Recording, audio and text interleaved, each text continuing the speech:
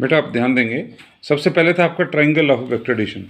तो triangle law के लिए हमने क्या किया है कि ये दो साइडें ले रखे हैं, दो वेक्टर हैं, ये कौन से हैं, A and we.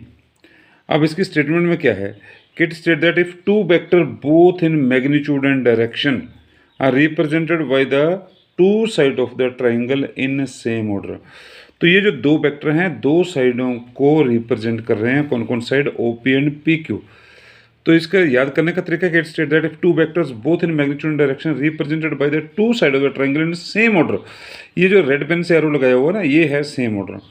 Then the resultant of the triangle both in magnitude and direction represented by the third side of the triangle, ये है जो क्लोज कर रही है, इन अपोजिट ऑर्डर। देखो ट्रायंगल में तीन ही साइडें होती हैं, ये आपने ध्यान रखना। सेम ऑर्डर से मतलब ये है और अपोजिट ऑर्डर से ये है।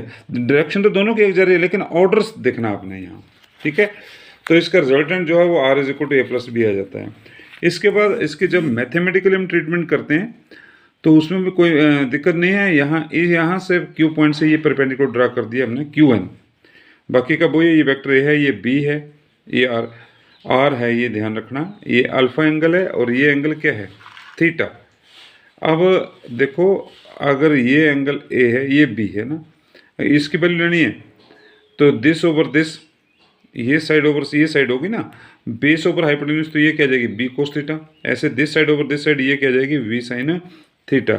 तो ये चीज़ें हमने बेटा इसमें लिखी हैं, ये बी कोस थीटा है और ये कौन सा है बी साइन थीटा। अब हमने पाइथागोरस थ्योरम यूज़ कर लिए, कौन से ट्रायंगल में की है, ओ क्यू एन में। यहाँ ध्यान रखना ओ क्यू एन पूरी ट्रायंगल में की है। तो पाइथागोरस थ्योरम से क्या होगा, O Q square is equal to O N square plus N Q square. फिर ओ एन की जगह हमने क्या रख दिया, O P plus P N. तो ये ध्यान रखना है, उसकी जगह रख दिया हमने O P plus P N. तो यहाँ से आ जाएगा बेटा आर स्क्वायर, इसको ए प्लस बी के होल स्क्वायर से खोल लिया, ठीक है। खोलने के बाद इनकी वैल्यू रख दी जो हमने अभी निकाली थी पी एन और एन क्यू की। ये वैल्यू पुट करने के बाद हमारे पास अपने आप जो है ये सॉल्व हो जाता है, इसमें कोई दिक्कत नहीं है। तो ये इस ढंग से आपने जो है वो इसको प्रूव करना। डायरेक्शन के लिए मैंने बताया था टेंजेंट अल्फा जो है वो निकालना आपने। इसके बाद नेक्स्ट वीडियो में देता हूँ।